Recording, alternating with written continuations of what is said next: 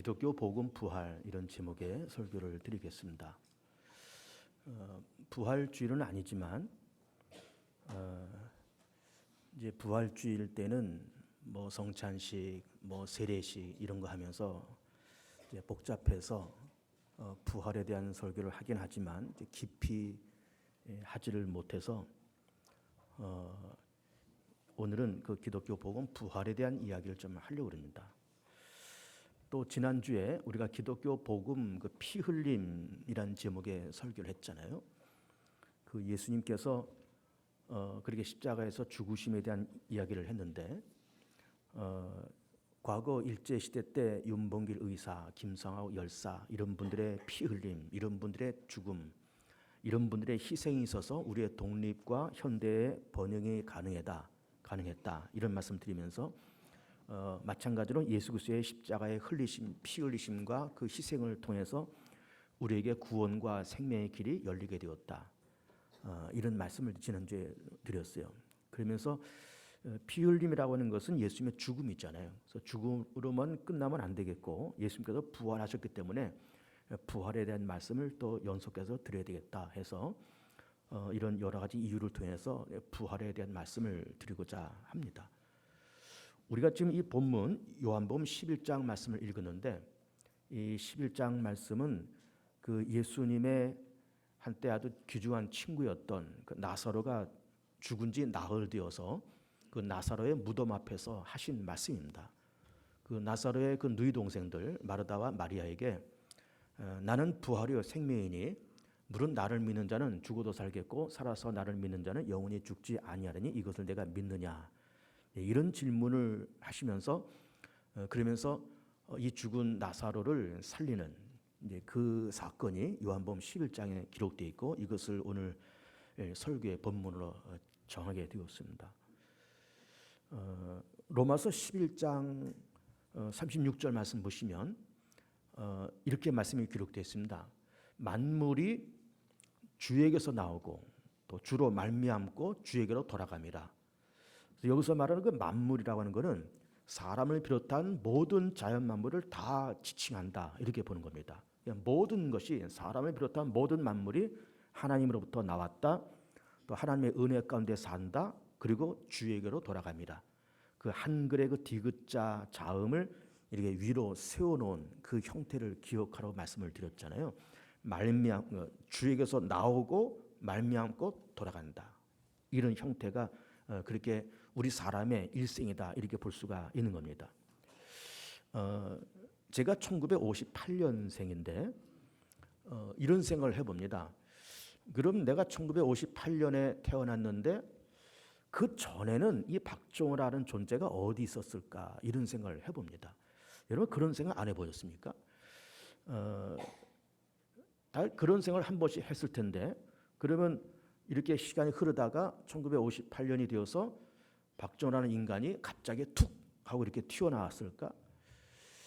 성경을 보면 만물이 주에게서 나오고 주로 말미암고 주에게로 돌아감이라는 이 말씀을 근거로 해서 본다 그러면은 나라고 하는 존재는 1958년 이전에 하나님에게 감춰져 있었고 하나님에게 이렇게 보관돼 있다가 1958년에 이제는 너는 세상에 나가라 하고서는 나를 이 땅에 이렇게 육체를 이렇게 입히고 이 땅에 보내시는 거죠. 그리고선 내가 이렇게 살다가 또 주로 말미암는다는 말씀하셨기 때문에 하나님의 은혜 가운데 이 땅을 살다가 또 주에게로 돌아감이라 이렇게 말씀하셨기 때문에 언젠가는 나도 주에게로 하나님께로 돌아가는 거예요. 이거는 저뿐만이 아니라 모든 사람들이 다 그렇습니다. 태어나기 전에 하나님께 감춰져 있었고 하나님께 보관되어 있던 우리 생명이 어느 날 이 땅에 태어나서 살다가 하나님께로 돌아가는 이런 디귿자 형태가 우리의 삶의 일생이다 이렇게 볼 수가 있는 겁니다. 그런데 그 돌아감이라고 하는 그 말씀에는 두 가지 단계가 필요하다 이렇게 보는 겁니다. 첫 번째는 죽음의 단계가 필요하고 두 번째는 부활의 단계가 필요하다 이렇게 보는 겁니다. 죽어야 부활되는 것 아닙니까? 그리고 우리는 모두가 다 죽는 겁니다. 한 번 죽는 것은 정한 것이고 그 다음에 하나님의 심판이 있다는 말씀처럼 누구나 다 죽고 그리고 부활의 단계를 거쳐서 주에게로 하나님께로 다 그렇게 돌아가는 거예요. 그래서 부활에 대한 말씀을 드리기 전에 그 죽음을 먼저 말씀을 드린다 그러면은 그럼 죽음이라고 하는 것은 또 뭘까? 이제 우리가 이렇게 세상을 떠나면 대부분 이제 장례식을 하는 걸 보면 이제 화장을 하든지 매장을 하든지 그렇게 하시잖아요. 요즘은 대부분 이제 화장들을 하시지만은 그럼 매장을 하든 화장을 하든 매장은 땅에 묻는 것이고 화장은 이렇게 소각해서 이렇게 없애는 거잖아요. 그 둘 다 결국은 이것이 그 육체를 소멸시키는 겁니다. 그 죽음이란 것이 뭐냐? 육체의 소멸이다. 이렇게 보는 겁니다. 그러면 소멸된다는 것이 또 이것도 의미가 있잖아요. 잘난 사람도 소멸되고 못난 사람도 소멸되고 있는 사람도 소멸되고 없는 사람도 소멸되고 잘난 사람도 못난 사람도 다 소멸되는 겁니다. 이 땅에는 잘난 사람들이 얼마나 많습니까? 때로는 우리는 못났다라고 생각하면서 열등감도 있고 또 돈 많은 사람도 있고 가난한 사람도 있고 뭐 머리 좋은 사람도 있고 좀 둔한 사람도 있고 별별 사람들이 다 있지만은 모든 사람들은 어쨌든 다 소멸되게 되어 있습니다. 그러고 나서 이제 부활을 하는데 그럼 부활이라고 하는 것을 우리가 어떻게 정의를 내릴까? 물론 성경에서는 육의 몸이 멸해서 영의 몸으로 살고 약한 몸이 멸하고 또 강한 몸으로 살고 신령한 몸, 영의 몸, 영원한 몸 이렇게 부활에 대해서 말씀하고 있지만은 부활을 이렇게 정리를 해보려고 합니다. 전혀 새로운 육체를 덧입고 하나님께로 나아가는 그 상태, 전혀 새로운 육체, 전혀 새로운 육체를 덧입고 하나님께로 나아가는 그 상태가 부활이다. 이렇게 정의를 내려보고 싶은 겁니다. 그러면 이제 부활에 대한 말씀을 이렇게 드리기 전에 그럼 우리가 여기를 이 부활에 대해서 이런 질문을 또 드릴 수 있어야 됩니다. 그러면 죽음이라고 하는 것은 육체가 소멸되는 거다. 그 부활은 전혀 새로운 육체를 덧입고 하나님께로 나아가는 거다. 그리고 로마서서 말씀하신 것처럼 만물이 주에게로 나오고 주로 말미암고 주에게로 돌아가는 것이라 그러면 부활이 없다고 그러면은 어떤 일이 벌어질까? 이런 생각도 해보는 겁니다. 우리는 예수를 오래 믿고 교회를 다니면서 또 설교를 들으면서 부활에 대한 내용을 그냥 우리가 의심 없이 다 받아들입니다. 아 그래, 내가 언젠가는 세상 떠날 것이고 또 내가 전혀 새로운 육체를 덧입고 하나님 앞에 그렇게 나아가겠지. 신령한 몸, 영의 몸으로 덧입고 나아가겠지라고 우리 그렇게 부활과 내세와 하나님의 나라에 대해서 우리가 거의 거부감 없이 이제 받아들이지만은 만약에 부활이 없다, 내세도 없다 이렇게 되면은 어떤 현상이 벌어질까? 거기에 대해서 성경은 우리가 그렇게 의심을 할까봐 성경에서는 거기서 답변을 또 하고 있습니다. 그 말씀이 어디 있는가 하면 고린도전서 15장에 나와 있는데 그 고린도전서 15장은 그 유명한 부활장입니다. 거기서 이렇게 말씀하고 있습니다. 만일 죽은 자의 부활이 없다면 예수 그리스도도 다시 살아나지 못하였으리라. 우리를 위해서 십자가에서 죽으신 그 예수님께서 만약에 부활이라는 이런 개념이 없다 그러면 다시 살지 못하셨다는 거예요. 예수님조차도 다시 살지 못했다는 겁니다. 그리고 우리가 전파하는 것도 헛되고 우리의 믿음도 헛되고 그리고 우리는 다 거짓 증인이요 우리는 여전히 죄 가운데 있고 잠자는 자도 다 망했을 것이고 우리가 다 불쌍한 자가 되리라 이렇게 말씀하고 있어요. 이 고린도서 15장에 나오는 말씀입니다. 그래서 만약에 부활이 없다 그러면은 다 예수님도 부활되지 못했다. 우리 전파하는 것도 헛되고 믿음도 헛되고 다 모든 것이 헛되고 그러면서 그 마지막에 우리가 다 불쌍한 자가 되리라 이렇게 얘기하고 있습니다. 다 불쌍한 자가 되리라. 부활이 없다면 내세가 없다면 우리는 불쌍한 자가 되리라. 이렇게 말씀하시고 있습니다. 이게 무슨 의미일까? 불쌍한 자가 된다는 말이 무슨 말일까? 생각해 보세요. 우리는 예수를 믿으면서 교회 생활을 하잖아요. 오늘도 2017년도 2월 마지막 주일입니다. 이제는 날씨도 이제는 화창하고 이제는 봄 기운을 느낄 만한 그런 계절이 되었습니다. 이제 당장 다음 주부터 3월이에요. 봄이 되지 않습니까? 그러면 참 여러 가지 야외 행사 하기도 좋고 무슨 여기저기 찾아다니고 여행도 다니고 구경도 다니고 만나볼 사람 만나고 그렇게 좋은 계절이 점점 되고 있는 거예요. 근데 우리는 교회에 오는 겁니다. 교회에 와서 우리는 예배를 드리고 그것만 합니까? 또 헌금도 하지요. 뭐 직분 맡기면서 뭐 집사다, 뭐 구역장이다, 집사 뭐 이런 그 직분도 맡기면서 뭐 이거는 왜 했냐 안 했냐 또 뭐 목사가 따지고 뭐 이걸 해야 된다 뭐 그러면서 우리는 신앙생활을 하고 있는 거예요. 우리는 이렇게 남들이 다 쉬고 놀 수 있는 이런 시간에 우리는 예배를 드리면서 이 예배를 드리면서 그러면서 우리는 헌금도 하고 직분도 감당하고 다 그렇게 하고 있는 겁니다. 그러면서 정말로 이렇게 살다가 우리가 한 80년 우리 기대 수명이 대부분 이제 80세 아닙니까? 우리 한국인의 평균 나이가 이제 80세입니다. 거의 남자나 여자나 여자들이 조금 더 많지만은 여자는 80세가 벌써 넘었습니다. 기대 수명이. 그러면 한 80년 그 이상 산다 그럴 때 우리가 이렇게 예수 믿고 교회 다니고 뭐 교회다가 하나님 앞에 헌금도 하고 뭐 직분도 감당하고 그런 거 다 하면서 한 80 넘어서 그냥 죽었는데 그것으로 끝이래. 아무것도 없대. 이렇게 되면 이게 불쌍한 노릇이 아니야 이 말이에요. 이 나이 많으신 분들도 앉아 계시지만은 뭐 신앙생활을 20년, 30년, 40년 우리 교회 46년 전에 개척할 때부터 계셨던 분도 있잖아요. 그럼 지금까지 하나님 앞에 바친 눈물과 땀과 헌신과 물질은 얼마나 많겠습니까? 그러고서는 80년 넘어서 돌아가셔서 그것으로 끝이래. 아무것도 없대. 그럼 이게 무슨 말이냐 이게 무슨 난리냐 이게 다 헛된 것 아닙니까? 그렇게 되면 저도 마찬가지죠. 저도 목회를 한 30여 년 이렇게 해오고 있지만 뭐 몇 주 전에도 제가 그런 말씀 드렸을 겁니다. 한 30여 년 하면서 하나님 앞에 바친 것이 이런 것이 있었고 그런 걸 한번 얘기한 적이 있습니다. 그러면 그렇게 목회하면서 내가 하나님을 위해서 교회를 위해서 눈물 흘리고 땀 흘리고 기도하고 하나님 앞에 물질 바치고 그렇게 하면서 나도 뭐 적당히 살다가 세상 끝났는데 그것으로 끝이래. 아무것도 없대. 그러면은 이게 얼마나 허망스러운 일이냐 이 말이에요. 얼마나 불쌍하냐 이 말이에요. 그렇잖아요. 우리는 흔히 이렇게 말합니다. 사람이 그래도 세상 살면서 선하게 살아야지, 의롭게 살아야지, 거룩하게 정의롭게 세상 살아야지 그렇게 얘기하지만은 왜 선하게 살아야 되느냐, 왜 의롭게 살아야 되느냐라고 물으면은 답변이 사실은 궁색합니다. 그 사람이니까 안 그래도 선하게 살아야지, 의롭게 살아야지. 그 대답은 대단히 궁색한 대답입니다. 왜 선하고 왜 의롭게 살아야 되느냐? 부활이 있으니까.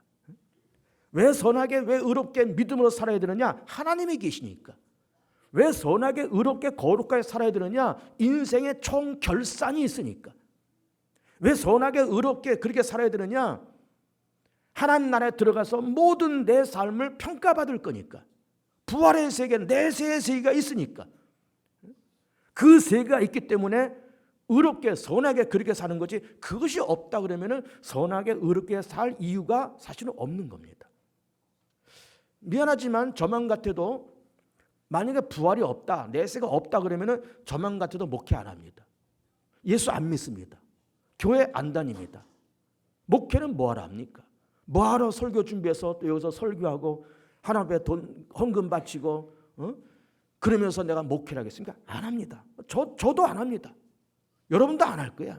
내세가 없는데 뭐 죽는 것으로 끝이라는데 뭐 아무것도 없다는데 뭐 그러면은 막 살아도 괜찮습니다. 우리 오늘부터 막 살아 볼까요? 막 살아도 괜찮습니다. 아무것도 없다는데 뭐. 그러나 아무것도 없는 게 아니다 이 말이에요. 부활이 있고 내세가 있고 심판이 있고 더 나아가서 하나님의 결산이 있습니다. 내 인생을 결산합니다. 내 삶을 다 결산할 그때가 있기 때문에 그래서 성실하게 살고 그래서 의롭게 살려고 그러고 그래서 열심히 살려고 그러고 전도하려고 그러고 기도하면서 살려고 그러고 그렇게 살아가는 것이지 그것이 없다 그러면은 아무 이유가 없다 이 말입니다. 아무 이유가 없습니다. 자,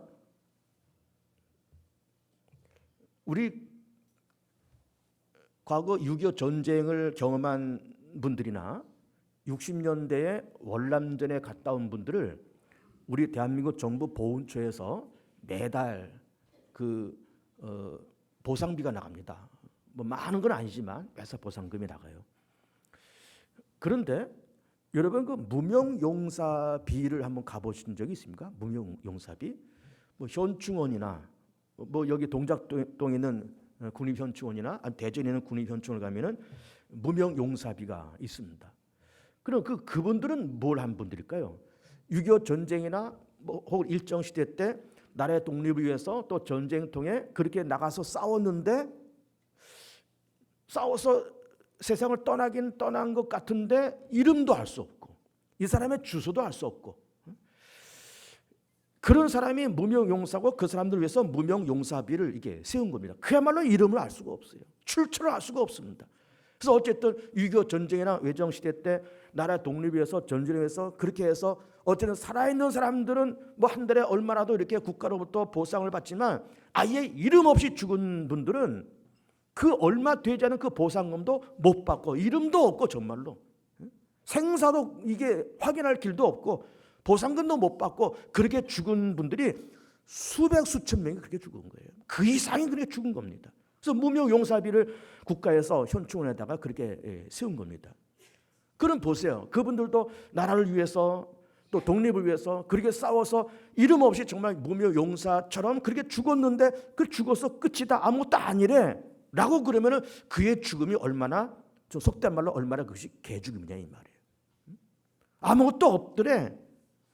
그러니까 죽어서 끝이래. 그러면 이게 얼마나 슬픈 일이냐 그 말이에요. 이 얼마나 불쌍한 일이냐 이 말입니다. 여러분 그 비목이라고 하는 그 노래를 아시죠? 아주 유명한 노래 아닙니까? 그 노래의 가사를 누가 지었는가 하면은 한명희 씨라는 분이 지었습니다. 그분이 가사를 쓰고 그리고 장일남 씨가 곡을 붙여서 비목이라는 노래가 그렇게 만들어졌습니다. 그분이 그 비목 가사를 쓸 때 그거를 쓴 동기가 있습니다. 그분이 1960년대에 강원도 화천에서 전투부대 소대장을 했다는 거예요. 그러면서 이게 부대원들과 이렇게 훈련을 받다가 그 화천 산골짜기에 작은 돌무덤을 발견했다는 거예요. 그리고 십자가로 된 비목을 하나 이렇게 발견했다는 겁니다. 그 6.25 전쟁 때 이름 없이 죽은 어느 사람의 무덤이에요. 무덤입니다. 그거를 보면서 비목이라고 하는 그런 시를 쓴 겁니다. 그 비목의 가사를 제가 한번 읽어 드릴게요. 비목. 초인이 쓸고 간 깊은 계곡 양진역에 비바람 긴 세월로 이름 모를 비목이여. 멀고 먼 초동 친구 두고 하늘가 그리워 마디마디 잊게 되어 맺혔네. 2절. 국로로 산울림 달빛하고 흐르는 강 홀로선 정막감에 우러 지친 비목이여. 그 옛날 천지스런 추억은 애달파 서러움이 아라리 돌이 되어 쌓였네. 이렇게 가사가 기록되어 있는 겁니다. 그러니까 이 비목이 박혀 있는 거기 있는 사람도 이 누군지 알 수가 없는 그 무덤, 이 무덤의 주인이 누군지도 알 수가 없고 뭐 그런 사람뿐만 아니라 그런 무명용사가 우리나라의 6.25 전쟁 때 외정시대 때 상당히 많이 있었던 겁니다. 그런 분들도 그렇게 국가로부터 단 한 푼 보상도 못 받고 그렇게 이름도 없이 자기의 공로도 없이 다 누구도 기억해 주는 사람 없이 다 그렇게 죽은 다음에 그것은 끝이었대. 아무것도 없대. 그럼 이것이 얼마나 불쌍하냐 이 말이에요. 우리도 마찬가지. 열심히 예수 믿고 교회 다니고 뭐 11조 드리고 뭐 감사연금 드리고 뭐 직분 받아가지고 구역장 조사 직분 받아서 그냥 주일날 아침에 와서 애들하고 막 씨름하고 하루 종일 교회에서 이것저것 하다가 지쳐서 저녁에 돌아가고 그 다음 주일날 또 와서 또 그 일을 똑같이 또 반복하고 그러다가 죽어서 그냥 끝이래. 아무것도 아니래. 없대. 그럼 이게 얼마나 허망스럽고 얼마나 불쌍한 일이냐 이 말이에요. 얼마나 불쌍한 일이냐 이 말이에요. 하나님의 나라가 있기에 보상이 있기에 상급이 있기에 인생의 최종 결산이 있기에 우리는 선하게 살아야 되고 의롭게 살아야 되고 그리고 성실하게 살아야 되고 열심히 살아야 되고 주를 위해서 살아야 되고 왜? 하나님의 나라가 있고 부활이 있고 보상이 있고 상급이 있기 때문에 그래서 부활이 있는 것이고 그래서 그런 차례에서 부활이 없다 그러면은 예수 있는 우리들은 가장 불쌍한 자다라고 그렇게 성경에서는 말씀을 하시고 있는 겁니다. 다시 부활로 돌아와서 부활이라는 개념을 이렇게 설명했습니다. 전혀 새로운 육체를 덧입고 하나님께로 나아가는 그 상태가 부활이다. 이렇게 말씀을 드리는 겁니다.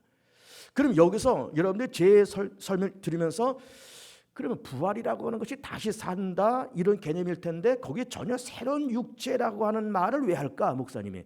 저는 전혀 새로운 육체, 전혀 새로운 육체가 무슨 의미가 있을까 이런 생각을 아마 하실 겁니다. 근데 여러분 보세요.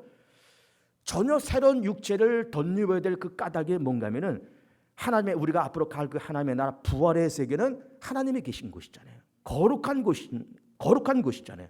영원한 곳이잖아요. 그리고 완벽한 자유와 완벽한 행복과 완벽한 기쁨과 완벽한 만족함이 있는 그 장소가 하나님의 나라고 부활의 세계잖아요. 그리고 그 세계를 한마디로 요약한다 그러면 그 세계는 거룩한 곳이에요. 그 거룩한 곳에 이 연약한 몸을 가지고 들어갈 수가 없고 거기서 적응이 안 되는 겁니다. 거기서 살 수가 없는 겁니다.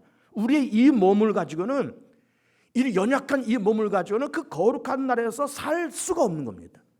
그럼 여러분 생각해 보세요. 우리의 육체라는 것이 뭘까요? 우리 육체는 거룩하지 못하다는 것뿐만이 아니라 우리의 육체는 욕심 많고 혈기 많고 변덕스럽고 음란하고 그리고 폭력적이고 무정하고 매정하고 쌀쌀맞고 이것이 우리의 육체입니다. 이것이 오늘날 살아가는 우리들의 모습인 거예요. 이런 골칫덩어리, 이런 문제덩어리가 이것이 육체입니다. 이 육체를 내가 갖고 살고 있기 때문에 나 자신도 인생이 복잡하고 그런 육체들이 모여서 살고 있으니까 세상은 시끄럽고 복잡한 겁니다.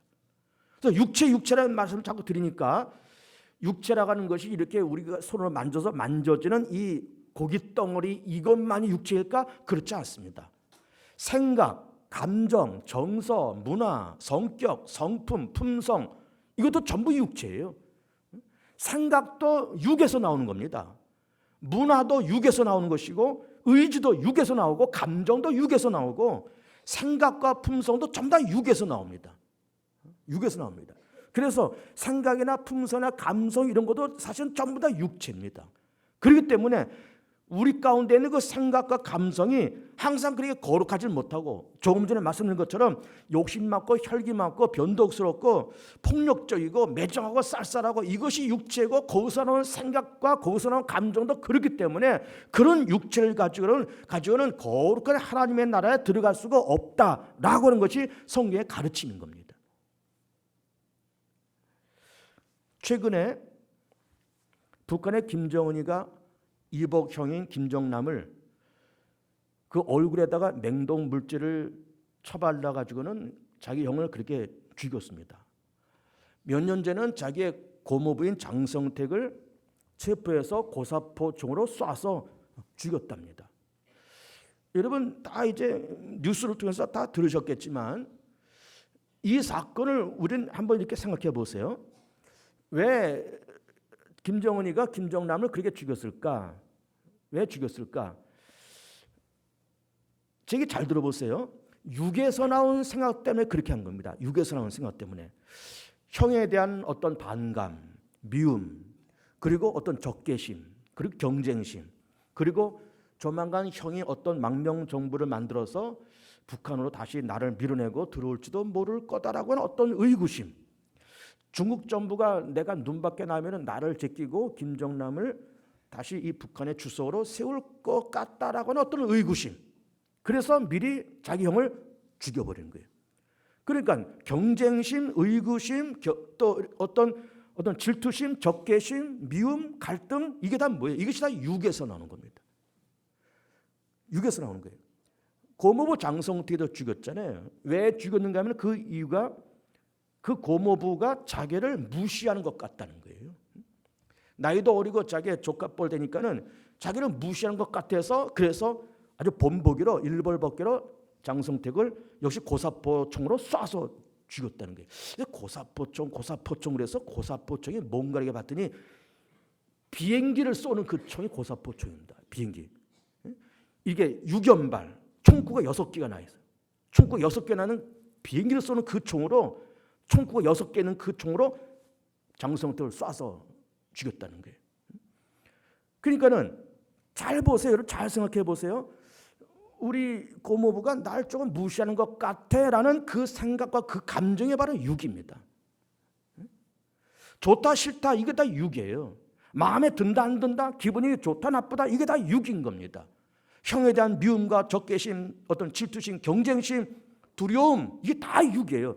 그러니 그런 육을 가지고 어떻게 거룩한 하나님의 나라에 들어가서 완벽한 평화와 완벽한 자유가 있는 그곳에서 그 육체 덩어리를, 그 고기 덩어리를 들고 어떻게 그 나라에 들어가서 살겠냐 이 말이에요. 그래서 부활이 필요하다. 전혀 새로운 육체가 필요하다 이 말이에요. 신령한 몸, 영원한 몸, 거룩한 몸, 그런 몸으로 이 육체 덩어리는, 이 비계 덩어리는 다 소멸되고 욕심 많고 탐욕 많고 변덕스럽고 혈기가 많은 이 육체 덩어리는 다 소멸되고 전혀 새로운 육체를 덧입고 하나님께로 나아가는 그 상태가 부활이고, 그 부활이 있기에, 하나님의 나라가 있기에, 하나님의 최종 심판과 최종 결산이 있기에 우리는 이 땅에서 거룩하게 진실되게 열심히 살아야 될 가치가 있는 거예요. 가치가 있는 겁니다. 막 살면 안 됩니다. 오늘부터 막 살아볼까 그런 말씀을 드렸지만 막 살면 안 됩니다. 왜? 부활의 세계가 있습니까? 하나님의 심판과 결산의 때가 있으니까. 결산의 때가 있으니까. 그리고 부활이 필요한 두 번째 이유는 우리 대부분의 우리 그 소시민들은 대부분 가난한 집에서 한 99% 이상, 99%가 뭡니까? 그 이상으로 대부분 우리가 태어날 때 가난한 집에서 다 그렇게 태어납니다. 그리고 우리는 태어나서 좀 머리도 좀 좋고 IQ가 한 130, 140 이렇게 됐으면 좋을 텐데 가난한 부모 밑에서 또 공부 못한 부모 밑에서 태어나서 그런지 모르지만 우리는 IQ가 기껏해봐야 90, 뭐 잘 돼봐야 100이나 될까?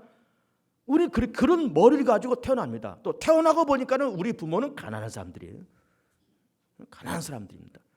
거기다가 좀 허우대도 멀쩡하고 얼굴도 좀 잘생기면 좋을 텐데 얼굴은 너무너무 자유분방하게 생긴 거예요.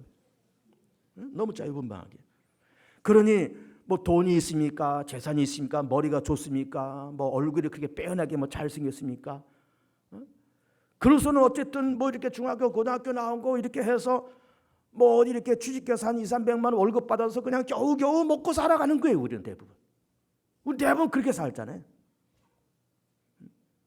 그러면 그렇게 살다가 역시 죽어서 그것으로 끝났대. 좋은 세상 보질 못하고 그냥 가난한 집에서 그냥 그렇게 살다가 죽어서 끝났대. 이게 얼마나 분하고 억울합니까? 한번 좀 좋은 세상을 경험해야 되지 않겠습니까? 좀 좋은 세상을. 좀 남자도 좀 이렇게 태어나고 보니까 벌써 아버지가 재벌 2세네. 할아버지가 재벌, 아버지가 재벌 2세, 나는 자동적으로 재벌 3세. 키가 180, 얼굴은 소지섭, IQ 130. 아주 매너 좋고 깔끔하고 샤프하고